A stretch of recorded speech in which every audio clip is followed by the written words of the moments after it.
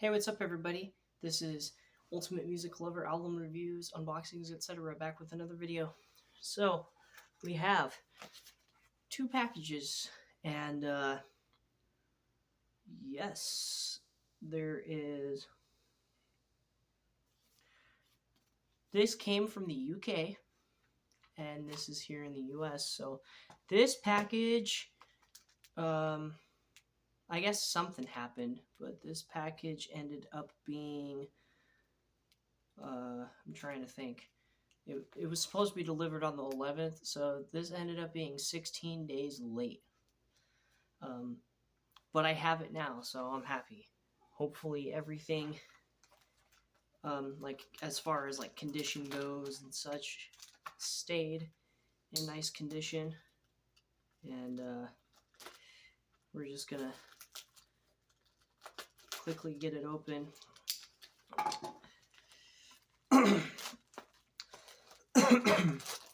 Alright, let's see. So it's folded in paper. Sweet. Oh, dude. I wonder if these are expired. But let's see. Oh, April 2nd. Hey, I think I'll go eat some Burger King before April 2nd, so that's a bonus. But yeah, here it is. Smashing Pumpkins Bullet with Butterfly Wings cassette single. I have... Now this concludes my singles collection. I now have all 5 singles by this. Yeah, I have all 5 cassette singles now, as far as the Smashing Pumpkins is concerned. So I'll have to go see what's up with this, but see if it sounds good. But the cover is in very nice condition. I am pretty surprised about that. So what my dad and I want to do, or as far as I'm concerned, what I want to do is my dad's recently been getting into woodworking, so I want to send him, like, I want to sketch out an outline for a box with a hinge and a handle, and then make him build the parts, and then I'll like put the handle and the hinge on. And then after it's finished, I want to paint the little circle that goes out, and then the Smashing Pumpkins, the aeroplane flies high. So basically, for my 5 cassette singles, since I own all the Melancholy singles on cassette tape, I want to make a little box for them that represents the aeroplane flies high box set. The only disadvantage of the cassette tapes over having that actual box set is you do not get the bonus songs. You only get what's on the single releases. So for this, you are only getting Bullet with Butterfly Wings and Said Sadly. For 1979, you're only getting 1979, Ugly, Believe, and Cherry. And then the Zero EP is actually the same for both the CD releases, for the box set and the single release, and the cassette tape, and on the vinyl LP. I think the only difference on the vinyl LP is it says early fade version, so I think it just ends sooner. I don't know, I'll have to look into that. Anywho, yeah, so I have all the cassette singles from Melancholy and the Infinite Sadness. Now this is an unofficial release, but I was so happy to find this on a website called CD and LP, and it's the amount of money that I spent on this was way less than what I would have spent to get an actual release. And I want to get an actual release, but not only are actual releases super hard to find, but when you do find one, they cost a lot of money. They are minimum in the hundreds. So this was packed very nicely. And again, this is an unofficial release, but it looks like it's numbered.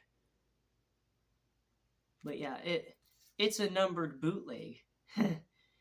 But I don't care if it's a bootleg or not.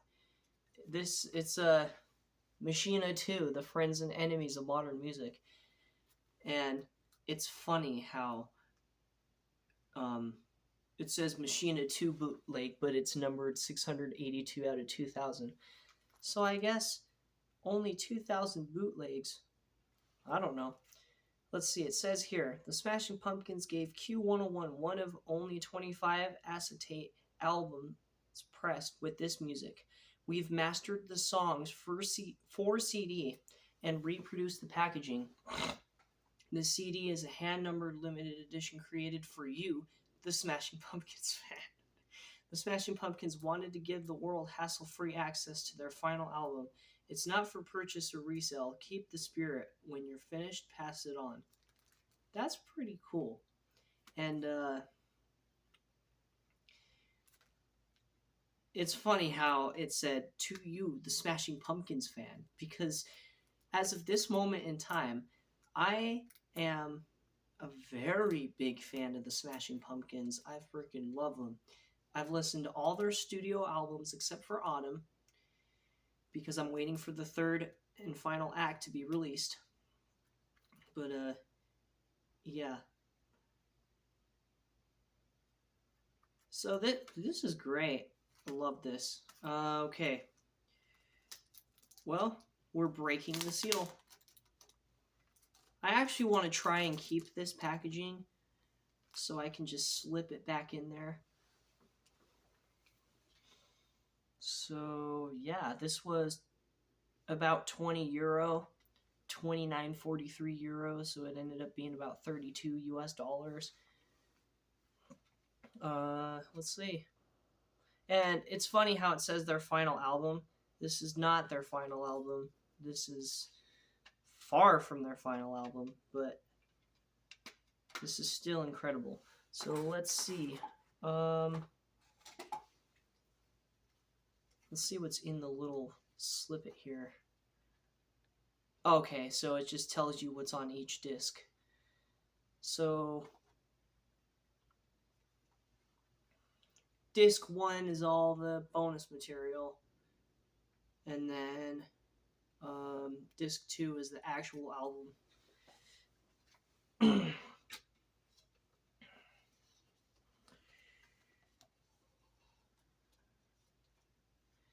Okay, so this is CD number 1. So it just has a picture of Billy Corgan, compact disc Q101. It says Smashing Pumpkins in the melancholy font, and then it tells you what's on this disc. They just say Machina II. They don't say the friends and enemies of modern music along with it. But if I had to say anything, I believe this is the same album. So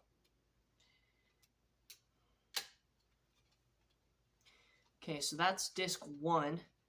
Let's see, disc 1 consists of Slow Dawn, Vanity, Saturnine, Glasses Theme, Spacey Version, Soul Power, James Brown, Cash Car Star Version 1, Lucky 13, Speed Kills, If There Is a God, Piano, Vocals, Try, Alternative Music and Lyrics, and Heavy Metal Machine Version 1 Alternative Mix. And then disc 2, which is basically same kind of deal. You're going to get melancholy font, Billy Corgan on the cover there, Q101, and then the actual album. So I'm currently on a musical journey, so I can't listen to this quite yet. But I'll explain that musical journey in a minute.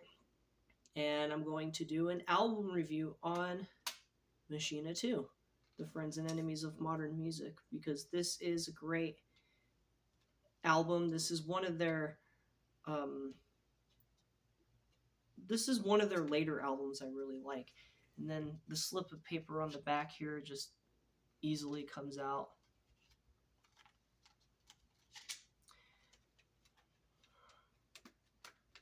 But yeah, I don't care if it's a bootleg. To have this album on CD is just incredible to begin with, because yeah, I mean, you can't even find that many bootlegs anymore, because they're either banned on sale for Discogs, or people don't want to sell them, and they're just like, nope, no, I don't care, not today. So yeah, I'm gonna take very good care of this for many years to come, and I'm gonna hurry up and archive it onto cassette so I can listen to it on tape, because I love listening to music on cassettes. So I will do a review, why not, on Machina II, The Friends and Enemies of Modern Music. Before I do, I want to point this out, why I'm not going to listen to it yet. So recently, I've been going on this musical journey where I listened to bands that I was really into, starting with music that I actually cared about and sat down and listened to. It begins with Primus, and then it goes to the current band, the Smashing Pumpkins. So I've went through most of the bands already. There's a few albums where I've only listened to one album. I know I said on my post like 2 or 3, but there's somewhere it's only been one. Like, for example, Depeche Mode.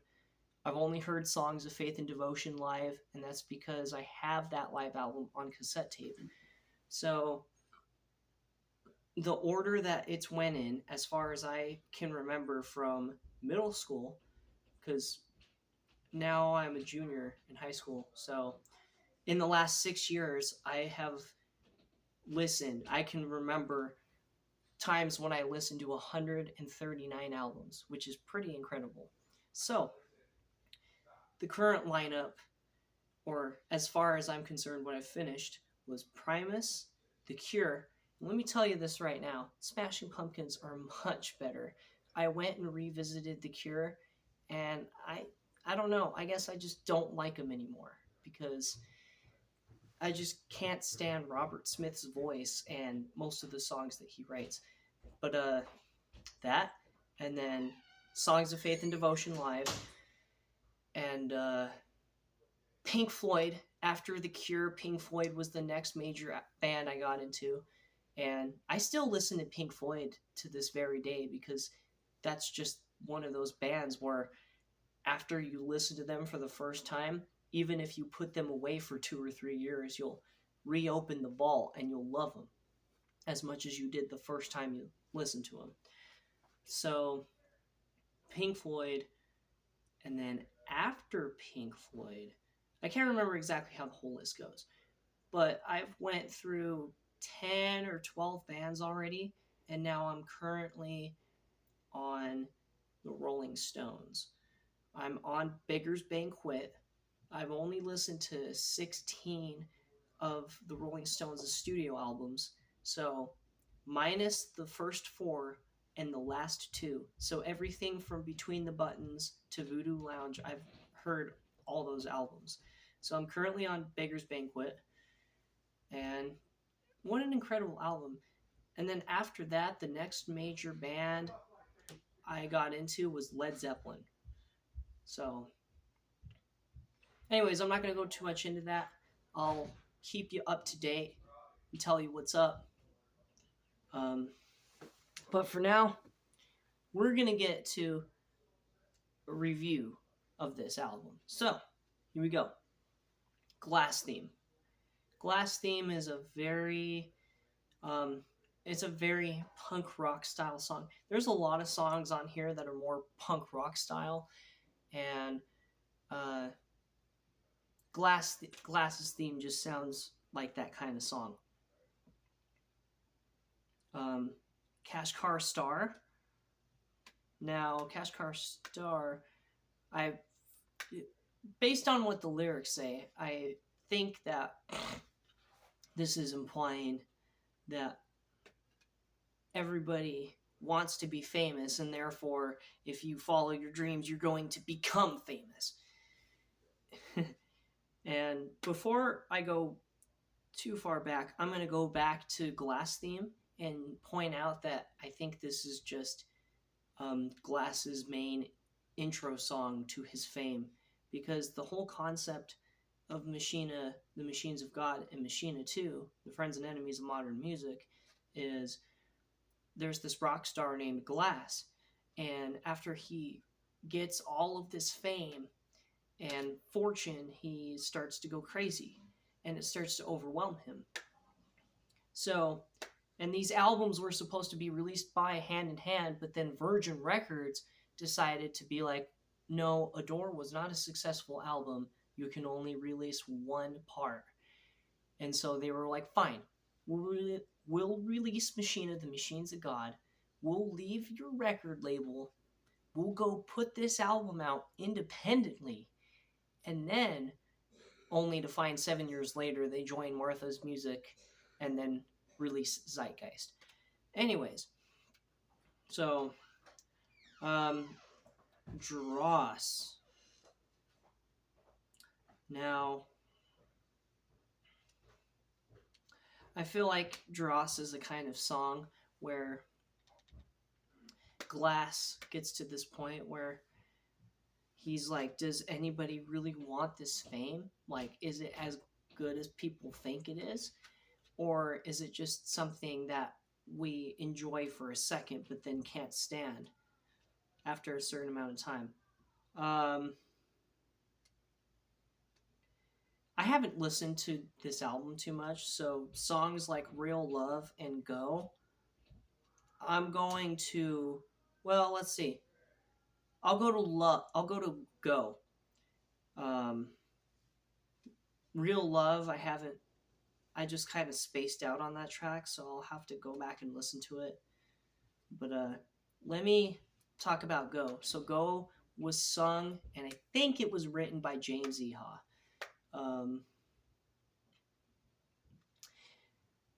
This song, I feel like this is just a song that's saying whether you're fearful or you're afraid or things get in the way of your life, to just go and live it. So at this point, Glass is really feeling all of this intensity from being famous. And he's afraid to go out and be like, I'm just going to go for it. But in the end, he realizes he's got one life to live and experiences to live. So he wants to have those experiences, so he just goes. Let Me Give the World to You. Love this song. I feel like Glass at this point really falls in love with somebody. And at this point, they can't really, it's not fully defined whether it's true love or it's something that's fake. Innocence is a song saying that you've let this certain thing take you over to the point where you're not even who you truly are anymore. Home, I'm pretty sure this is pretty obvious. Glass wants to go home. He wants to go back to the life he used to live before his fame, before it got huge and he couldn't really describe it anymore. He wasn't in love with his fame. At this point, he was like, forget this. I want to be home. And then Blue Skies Bring Tears. This says heavy on some releases. It's called Version Electrique. It's basically a reprise of the first Blue Skies Bring Tears. And it's sick. It's faster than the other one, but it definitely tells the story of Glass's fame here. White Spider is another one that's kind of punk rock. Can't really describe what this is about, but I think it's the fear of fame, yet again, just coming to Glass. Um, in My Body. Now, I feel like In My Body is a song that says, I have let something take over me, something that isn't who I am, something that wants me to enjoy this fame for what it is rather than for the experience it's having. Like, to enjoy the fame so that you can get the fans, so you can get the money, rather than just using the fame as a way to promote the idea of you should live your dreams. You should try to, what I'm trying to say here, like, not necessarily live your dreams, but if you want to achieve your dreams in life, then to work hard at them to achieve them. Um, if there is a God, this song is just basically asking, is Glass asking God for help. He's saying, if there is a God, then I need help to get out of this, to get out of all this pain that I've been feeling from all this fame. And then Le Deux Machina is the instrumental track. Here's to the Atom Bomb. Now, Here's to the Atom Bomb is a really hard song to understand. I never understand what it was, but I think what he's implying when he says that you're a hole in the wall, or we're all holes in the wall, is we are places in the wall that are incomplete. There are things inside of us that cause us to make mistakes. There are things inside of us that make it so that nothing is complete, so that there's always a mistake happening that puts a hole in the wall. So rather than having a strong foundation, a mistake that we make that breaks it down, but then we learn from it to build it back up. I'm not exactly sure what the song is about, but that's just my generalization from the first time hearing it. Anywho, all of the tracks on this album are 5 out of 5. Home is 6 out of 5. That's a good one. Home is an incredible song. It's like 33 on Melancholy. Even though 33 is my favorite Smashing Pumpkins song, Home on this album is the same exact way. It hits different. It touches your soul in a way that you can't even begin to describe. But yeah, once I get farther into my journey and I get to the Smashing Pumpkins portion of the journey, I'm going to pop this CD in and I'm going to just give it a listen and see how good this bootleg sounds to an actual copy. I'm pretty sure with what this message is saying right here. I'll read the message one more time. The Smashing Pumpkins gave Q101 one of only 25 acetate albums pressed with this music. We've mastered the songs for CD and reproduced the packaging. This CD is a hand-numbered limited edition created for you, the Smashing Pumpkins fan. The Smashing Pumpkins wanted to give the world hassle-free access to their final album. It's not for purchase or resale. Keep the spirit. When you're finished, pass it on. So just what the message of this bootleg is saying, whoever wrote that, is basically saying, we wanted to give you the best version of this album we could possibly get for free. But see, it's already been resold for €29.43. Yeah, somebody already resold it. But I mean, for $30, I mean, you got to admit, if that message is what it's saying it is, then that message is saying that this bootleg might as well just be as good as the original. So I'm going to go give it a listen after my musical journey has progressed to the Smashing Pumpkins and see if that is entirely true. But that's everything. Now I have Machina II, Friends and Enemies of Modern Music on CD. Now all I need is Monuments to an Elegy and Shiny and Oh So Bright either on CD or on vinyl LP. So, with that said, thank you so much for watching this incredible video. I got all 5 Melancholy singles and this incredible CD. So, if you enjoyed this video, don't forget to leave a like. And if you heard a Q101 bootleg or you have an official copy of the album, either on CD or vinyl, please give me your thoughts and tell me what you think of the sound quality or how good the quality is for that album.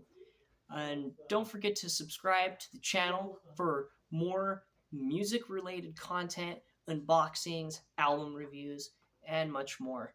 And with that, as all vinyl lovers love to say, I love to say it too on this channel. I will catch you all on the flip side for the next episode.